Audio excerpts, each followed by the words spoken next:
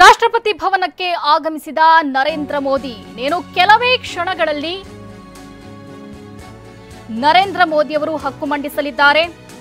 ಸರ್ಕಾರ ರಚನೆಯ ಹಕ್ಕು ಮಂಡಿಸಲಿದ್ದಾರೆ ನರೇಂದ್ರ ಮೋದಿ. ದೆಹಲಿಯಲ್ಲಿರುವಂತಹ ರಾಷ್ಟ್ರಪತಿ ಭವನಕ್ಕೆ ಇದೀಗ ಆಗಮಿಸಿದ್ದಾರೆ. ಮೂರನೇ ಬಾರಿಗೆ ಅಧಿಕಾರಕ್ಕೇರಲು ಹಕ್ಕು ಮಂಡನೆ. ರಾಷ್ಟ್ರಪತಿ ಭವನಕ್ಕೆ ನರೇಂದ್ರ ಮೋದಿ ಆಗಮಿಸಿದ್ದಾರೆ. ಕೆಲವೇ ಕ್ಷಣಗಳಲ್ಲಿ ರಾಷ್ಟ್ರಪತಿಯವರನ್ನ ಭೇಟಿಯಾಗಿ ಸರ್ಕಾರ ರಚಿಸೋದಕ್ಕಾಗಿ ಹಕ್ಕು ಮಂಡನೆ ಸಲ್ಲಿಸಲಿದ್ದಾರೆ.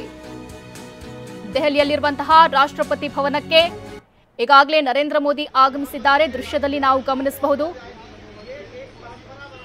ನರೇಂದ್ರ ಮೋದಿ ಇದೀಗ ರಾಷ್ಟ್ರಪತಿ ಭವನಕ್ಕೆ ಆಗಮಿಸಿದ್ದಾರೆ.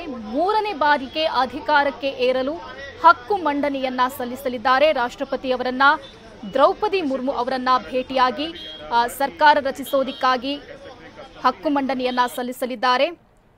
ಸಮ್ಮಿಶ್ರ ಸರ್ಕಾರದೊಂದಿಗೆ ಪೂರ್ಣ ಬಹುಮತವನ್ನ ಪಡೆದ ನಂತರದಲ್ಲಿ ನರೇಂದ್ರ ಮೋದಿ ಅವರನ್ನ ನಾಯಕನನ್ನಾಗಿ ಆಯ್ಕೆ ಮಾಡಲಾಯಿತು. ಆ ಬಳಿಕ ಅವರು ಇವತ್ತು ಬಿಜೆಪಿಯ ಭೀಷ್ಮ ಅಂತ ಕರೆಸಿಕೊಳ್ಳುವಂತಹ LK ಅಡ್ವಾಣಿ ಅವರನ್ನ ಭೇಟಿಯಾಗಿದ್ರು. ಆ ಬಳಿಕ ರಾಷ್ಟ್ರಪತಿಯವರನ್ನ ಭೇಟಿಯಾಗೋದಕ್ಕಾಗಿ ರಾಷ್ಟ್ರಪತಿ ಭವನದತ್ತ ಇದೀಗ ನರೇಂದ್ರ ಮೋದಿ ತೆರಳಿದ್ದಾರೆ. ಅಲ್ಲಿ ರಾಷ್ಟ್ರಪತಿ ದ್ರೌಪದಿ ಮುರ್ಮು ಅವರನ್ನ ಭೇಟಿಯಾಗಿ ಮೂರನೇ ಬಾರಿಗೆ ಸರ್ಕಾರ ರಚಿಸೋದಕ್ಕಾಗಿ ಹಕ್ಕು ಮಂಡನೆಯನ್ನ ಸಲ್ಲಿಸಲಿದ್ದಾರೆ. ಕೆಲವೇ ದಿನಗಳಲ್ಲಿ ಪ್ರಧಾನಿಯಾಗಿಯೂ ಕೂಡ ನರೇಂದ್ರ ಮೋದಿ ಅವರು ಪ್ರಮಾಣ ವಚನ ಸ್ವೀಕರಿಸುವಂತಹ ಸಾಧ್ಯತೆಯೂ ಇದೆ. ಸಮ್ಮಿಶ್ರ ಸರ್ಕಾರ ಅಧಿಕಾರಕ್ಕೆ ಬಂದಿದೆ. 292 ಸೀಟ್ ಪಡೆದಿರುವಂತಹ ಬಿಜೆಪಿ NDA ನೇತೃತ್ವದ ಸರ್ಕಾರ ಇದೀಗ ರಾಷ್ಟ್ರಪತಿ ಭವನಕ್ಕೆ ಆಗಮಿಸಿರುವಂಥದ್ದು. ಅದರಲ್ಲೂ ಪ್ರಮುಖವಾಗಿ ನರೇಂದ್ರ ಮೋದಿಯವರು ಇದೀಗ ರಾಷ್ಟ್ರಪತಿ ಭವನಕ್ಕೆ ಆಗಮಿಸಿದ್ದಾರೆ.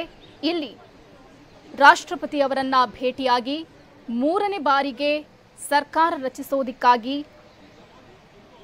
ಹಕ್ಕು ಮಂಡನೆಯನ್ನ ಮಾಡಲಿದ್ದಾರೆ. ಮೊನ್ನೆಯಷ್ಟೇ ರಾಷ್ಟ್ರಪತಿಯವರನ್ನ ಭೇಟಿಯಾಗಿ ರೆಸಿಗ್ನೇಷನ್ ಲೆಟರ್ ಅನ್ನ ನೀಡಿದ್ರು. ಆ ಬಳಿಕ ಇದೀಗ ರಾಷ್ಟ್ರಪತಿಯವರನ್ನ ಭೇಟಿಯಾಗಿ ಸರ್ಕಾರ ರಚಿಸೋದಕ್ಕಾಗಿ ಹಕ್ಕು ಮಂಡನೆ ಸಲ್ಲಿಸಲಿದ್ದಾರೆ.